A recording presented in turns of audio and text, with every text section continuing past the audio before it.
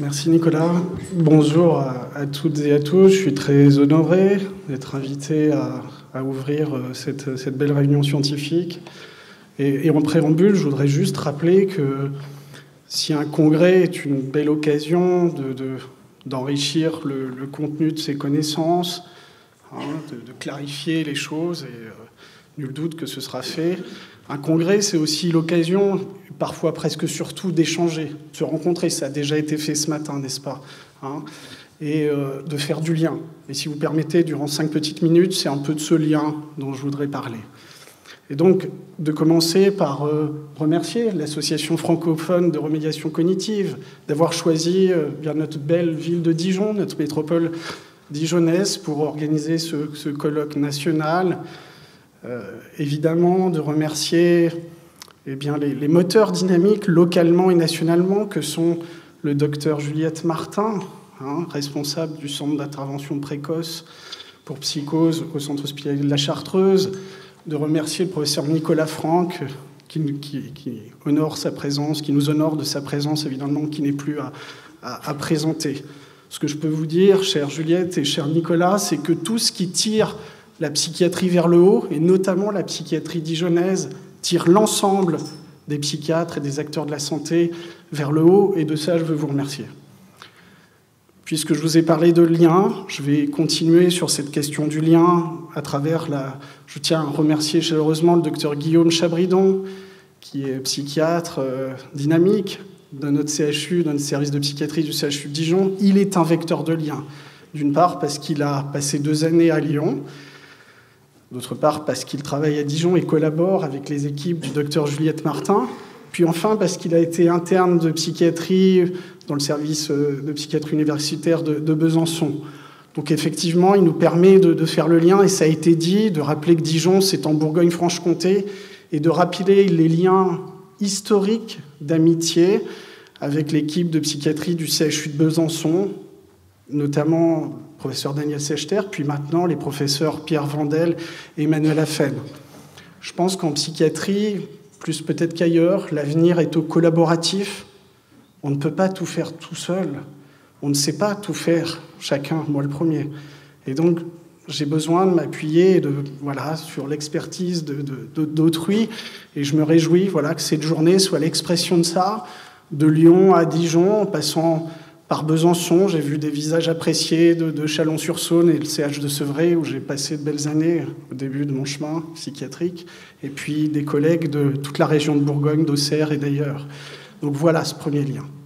Deuxième aspect dont je voulais parler, c'est que bien sûr, je suis très admiratif des travaux cliniques et académiques de remédiation, de réhabilitation psychosociale, mais de ma modeste position de psychiatre de liaison qui intervient en médecine MCO, en endocrinologie, maladies métaboliques, diabétologie, en cardiologie, je suis témoin que finalement, bien sûr, c'est important d'améliorer le fonctionnement psychique de nos patients, c'est clair.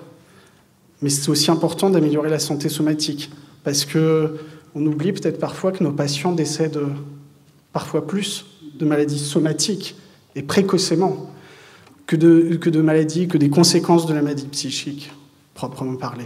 Donc, il y avait un article, un titre dans le New York Times, il y a 1 an à peu près, qui rappelait, si vous voulez, que ces 40 dernières années, la mortalité des patients souffrant de schizophrénie a augmenté, alors que la mortalité, évidemment, en population générale, des maladies cardiovasculaires, des maladies tumorales, a heureusement diminué. Donc le New York Times rappelait que c'est une énorme injustice et disparité dont on ne parle pas assez. Alors permettez-moi de profiter de ce temps. Je sais qu'en améliorant le fonctionnement cognitif, en améliorant les stratégies, en améliorant le lien social, on améliorera la santé somatique, mais je crois qu'on a encore à faire dans ce qui est de l'ordre du décloisonnement, de la déstigmatisation, du lien aux médecins somaticiens, du lien aux médecins de premier recours pour améliorer ces aspects. Puis j'en terminerai par un 3e et ultime point, puisqu'encore une fois, je suis très heureux qu'à Dijon aujourd'hui, dans ce palais des congrès, au milieu de cette ville, la psychiatrie soit à l'affiche. C'est une excellente nouvelle. C'est un point de lumière. Permettez-moi de vous parler d'une inquiétude ou d'un point d'ombre, et parce que l'actualité ne peut pas se gommer comme ça. Vous n'êtes pas sans savoir que la semaine dernière, les parlementaires Caroline Fiat et Martine Vonner ont déposé un rapport qui n'est pas tout à fait réjouissant, qui est même parfois alarmant. Donc je profite de la présence de nos tutelles, de notre responsable de l'ARS, Madame Edith Puglierini, bienveillante, mais tout de même, je suis obligé d'alerter nos tutelles sur, de la même manière que Franck Bellivier, il y a 2 jours, est passé devant la commission parlementaire du Sénat, des affaires sociales, et pareil, il y a des inquiétudes qui ne sont pas totalement éteintes. Antoine Pellissolo, professeur de psychiatrie à Paris, a livré un billet magnifique dans un journal spécialisé sur des réseaux sociaux, rappelant qu'il y avait encore beaucoup de chemin à faire. Et je sais, dans ma position de psychiatre, au cœur d'un CHU, que la psychiatrie n'est pas toujours la priorité et qu'il faut se battre. Alors que vous êtes là, vous témoignez de la beauté de notre discipline, vous témoignez de l'engagement, de votre envie de progresser, de notre envie de progresser. Alors moi, j'ai envie de dire vraiment aux décideurs, il faut nous entendre. Il faut nous entendre. Là, cette manifestation est très belle, c'est du très haut niveau, c'est superbe. Et vous faites des choses magnifiques, mais je vous assure qu'il y a des disparités. Sur le territoire de Bourgogne-Franche-Comté, il y a des disparités. Nous avons des idées, nous avons besoin de moyens. Alors je vous parlais de lien, s'il vous plaît. Faites ce lien de l'envie au portefeuille, de l'envie aux moyens, vraiment. Voilà.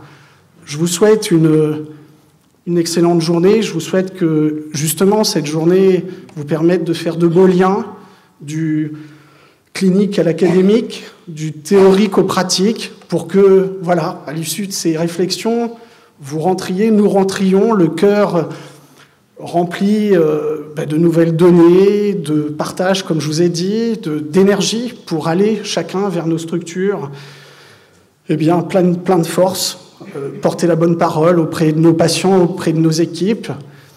Et puis, au-delà de ce congrès, j'espère que ça pourrait être l'occasion de profiter de notre belle ville de Dijon. C'est une ville sympathique. Et si jamais votre réservation peut se prolonger, regardez vos applications. Les prévisions météorologiques sont excellentes pour le week-end.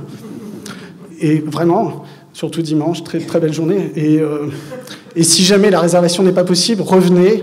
Parce que Dijon est une belle ville où il est bon de se réunir pour réfléchir, mais c'est aussi une ville magnifique pour flâner, apprécier le patrimoine historique, et puis aussi de la gastronomie raffinée. Je vous souhaite une très bonne journée. Merci.